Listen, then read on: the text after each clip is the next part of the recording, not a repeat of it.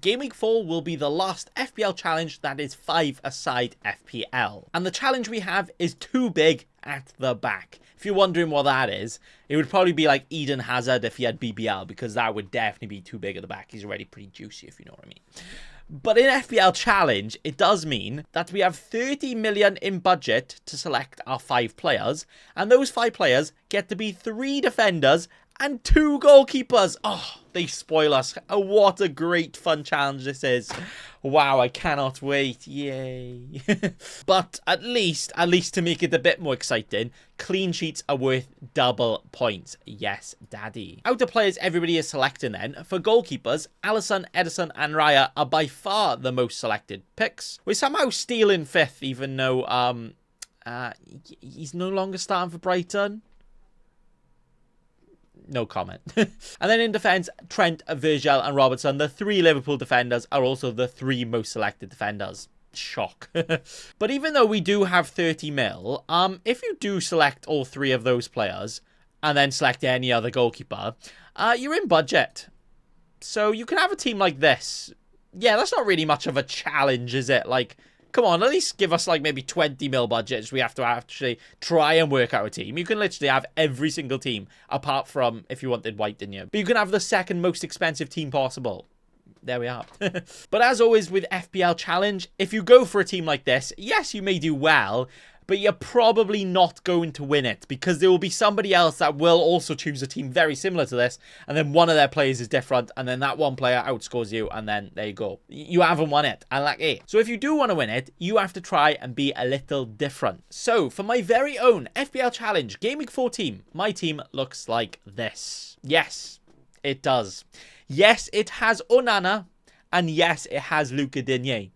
No, I have not been hit by a car. Let me cook. Where my thinking is, the goalkeepers that usually score the most points in a game week are not only goalkeepers that keep a clean sheet, and obviously clean sheets are worth double, but they also make all of the saves, because then they get all of the bonus points too. Yes, I could get a goalkeeper like a Raya, like an Alisson, that may get a 6 double to the 12, but a Pope or an Onana could very easily score a 10, 12 pointer. Why? Because I said so. So that's why not only are we going for the goalkeepers that are not going to have to make some saves, they're also playing away, so you're just more expecting them to have to make those saves too. Onana playing Southampton, they literally can have 30 shots on goal. I'm still not convinced they'll ever score another Premier League goal. And Nick Pope, we all know what he can do. He could literally save the Titanic against Wolves. Yeah, they've been okay, but yeah, Pope, he's a god. And then the defenders of choice I have gone for, yes, I've gone for Luca Digne, because for the memes, right?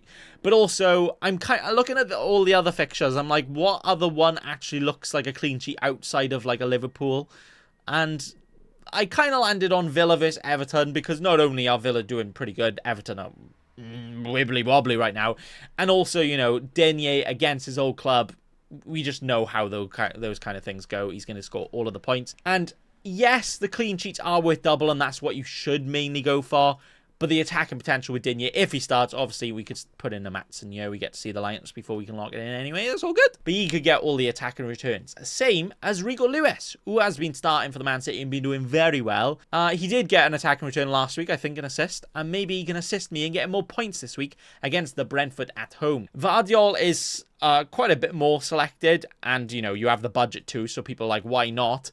But actually, when Rico Lewis plays, Vardiol is essentially just a centre-back and not an attacking defender that we saw him at the end of last season. And Rico Lewis is literally playing as like a number 10 at some point. He's literally more attacking than De Bruyne. So maybe he can get all of the points. But then finally, Trent Alexander. Yes, we're going different. But with something like a captaincy, maybe you shouldn't go too different here. Because not only is he the most selected, he's selected in 85% of teams. Oh dear, if you don't have it, even if you have him and don't captain him, you're probably in the bin. So in this challenge, you must have Trent. And this is almost making me realise that I should probably take hits in my own FPL team to get him, because I don't have him. Anyway, this is the team I am going for. So yes, even though clean sheets are worth double, I've decided to go and back 5 different teams to get 5 different clean sheets. Obviously, if you go for the triple Liverpool defence and then Alisson and then another goalkeeper, you're only actually needing 2 clean sheets to have a full round of big boy points, right? But what I'm kind of thinking is, I don't want my entire FPL challenge to be in the mud if one clean sheet gets wiped out. You could go for a triple Liverpool defence.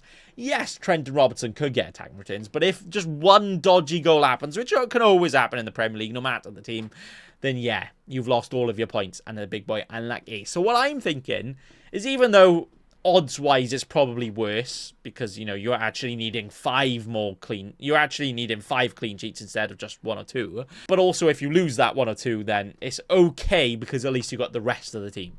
Probably doesn't make any sense to most other people, but it makes sense to me. So I'm kind of thinking the defenders, not only 3 different clean sheets with great fixtures to get a clean sheet, but they're all very attacking, could get some attacking returns. And then the goalkeepers are the goalkeepers that are going to have to make a lot of saves. So if they keep a clean sheet, they get big boy hauls.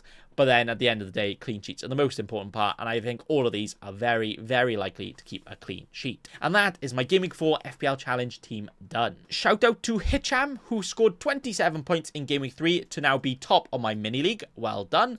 And also shout out to Hitcham, who is currently top on my mini league overall with 153 points. That's kind of almost 100 more points than me, so nice one, you cheeky scrub, making me seem bad in my own channel. In a completely unrelated note, would you like to take over my FPL Challenge team? Thanks very much. But that is going to be all for today. Thanks for watching, and also remember... Don't be a cheeky scrub. Subscribe to Nathan Bacon right now.